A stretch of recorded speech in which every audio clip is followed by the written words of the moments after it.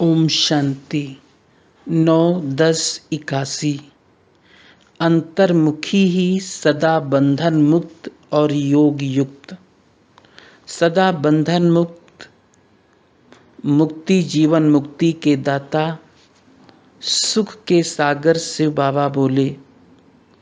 आज बाप दादा अपने सदा सहयोगी, सदा शक्ति स्वरूप, सदा मुक्त और योग युक्त ऐसे विशेष बच्चों को अमृत वेले से विशेष रूप से देख रहे हैं। बाप दादा ने हर एक बच्चों की दो विशेषताएं देखी। एक, मुक्त कहाँ तक हुए हैं। दूसरा, जीवन मुक्त कहाँ तक हुए हैं। जीवन मुक्त अर्थात योग युक्त। बाप दादा के पास भी बच्चों के मन के संकल्प की हर सेकंड की रेखाएं स्पष्ट दिखाई देती है। रेखाओं को देख बाप दादा ने मुस्कुराते हुए विशेष एक बात का चित्र देखा, जिस चित्र में दो प्रकार के लक्षण देखे। एक, सदा अंतर्मुखी, जिस कारण स्वयं भी सदा सुख के सागर में समाये हुए और अन्य आत्माओं को भी सदा सुख के संकल्प और वाइब्रेशंस द्वारा, वृत्ति और बोल द्वारा, संबंध और संपर्क द्वारा सुख की अनुभूति कराते हैं। दूसरे, बाह्यमुखी, जो सदा बाह्यमुखता के कारण बाह्य अर्थात व्यक्त भाव, व्यक्ति के भाव स्वभाव और व्यक्त भाव के वाइब्रेशन, संकल्प, बोल और संबंध संपर्क द्वारा एक दो को व्यर्थ की तरफ उकसाने वाले, सदा अल्पकाल के मुख के लड्डू खाने और औरों को भी यही खिलाने वाले, सदा किसी न किसी प्रकार के चिंतन में रहने वाले, आंतरिक सुख शांति और शक्ति से दूर रहने वाले, कभी कभी थोड़ी सी झलक अनुभव करने वाले ऐसे बाह्यमुखी भी देखे। दीपावली आ रही है ना, तो बिजनेसमैन तो अपने चौपड़े देखेंगे, पुराने खाते नए खाते देखेंगे। बाप क्या देखेंगे? बाप भी हर बच्चे के पुराने खाते कहाँ तक समाप्त हुए हैं, नए खाते में क्या क्या जमा किया है, ये चौपड़े देखते हैं। तो आज ये अंतर देख रहे थे, क्योंकि कल भी सुनाया कि ब्रह्मा बाप को अब किस बात का इंतजार है। इसी उद्घाटन के लिए क्या तैयारी कर रहे हो?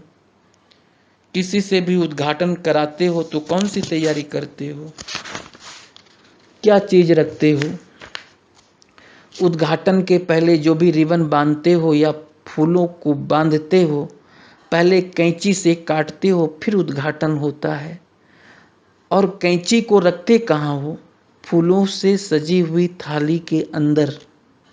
इससे क्या सिद्ध होता है?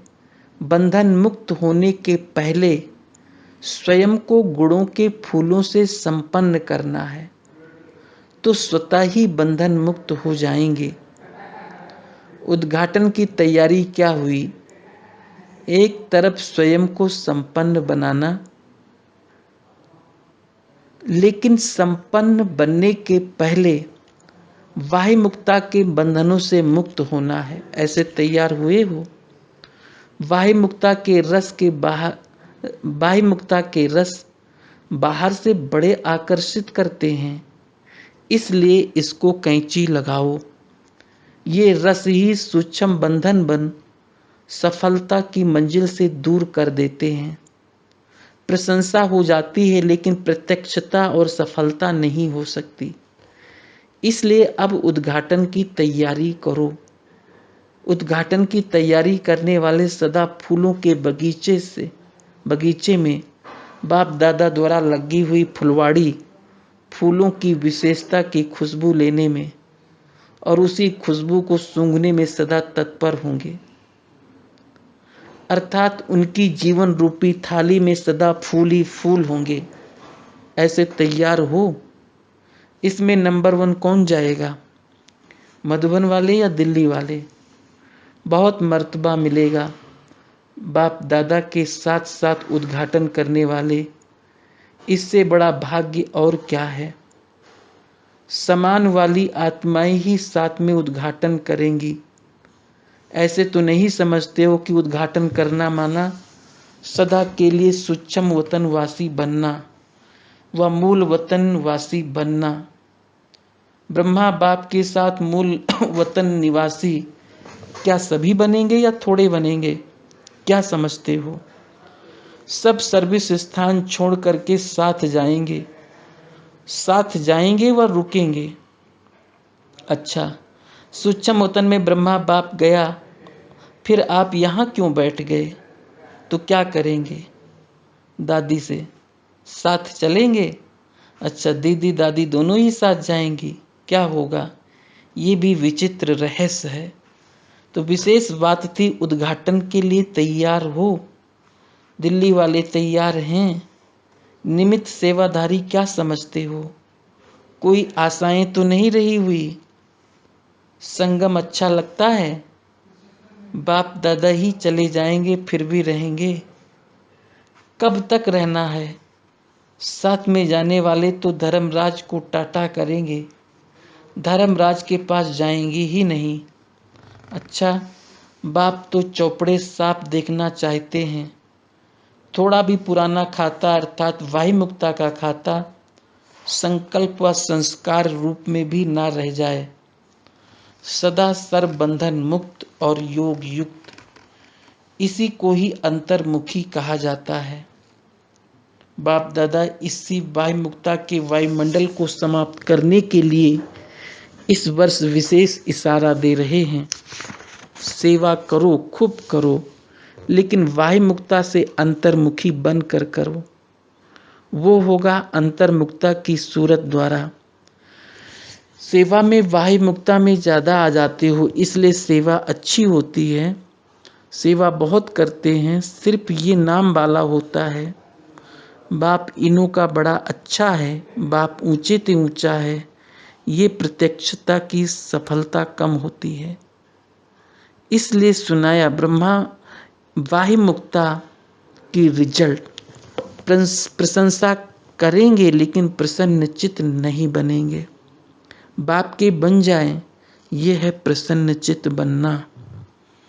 ऐसे सदा अंतर्मुखी, सदा प्रसन्नचित्त, अन्य आत्माओं को सदा प्रसन्नचित्त बनाने वाले, सदा स्वयं को गुण संपन्न बाप समान सदा सुख के सागर में समाये हुए, सदा एक बाप दूसरा ना कोई, इसी लगन में मगन रहने वाले, ऐसी श्रेष्ठ आत्माओं को बाप दादा का याद प्यार और नमस्ते।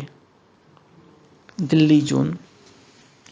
बाप दादा को सभी बच्चे अति प्रिय हैं, क्योंकि बाप दादा ने विशेषताओं के आधार पर ड्रामा अनुसार चुनकर इस ब्राह्मण परिवार के गुलदस्ते में लाया है।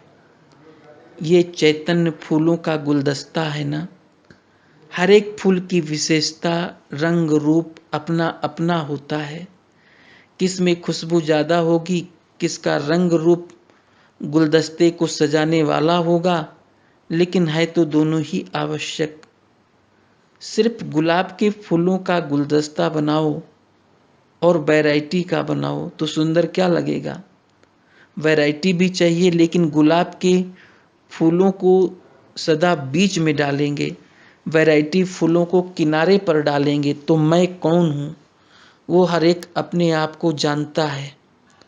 बाप दादा के बेहद के गुलदस्ते के अंदर मेरा स्थान कहाँ है वो भी जानते हो, क्योंकि गुलदस्ते के अंदर तो हो ना, ये तो पक्का है, तब मधुबन के अंदर आए हो। पांडव भवन के पांडव क्या करते भये, यादगार में भी यही समाचार पूछा ना, पांडव क्या कर रहे हैं। पांडव भवन है नेक्स्ट मधुबन, तो पांडव भवन निवासी क्या सर्विस का प्लान बना रहे हैं। ऐसी सेवा करो जो सबकी नज़र सेवा के कारण पांडव भवन की तरफ जाए। ये है नई बात। ऐसा कुछ प्लान बनाया है। पांडव भवन ही है विश्व के अंदर विशेष भवन। तो विशेष में वीआईपी स्थान हो गया।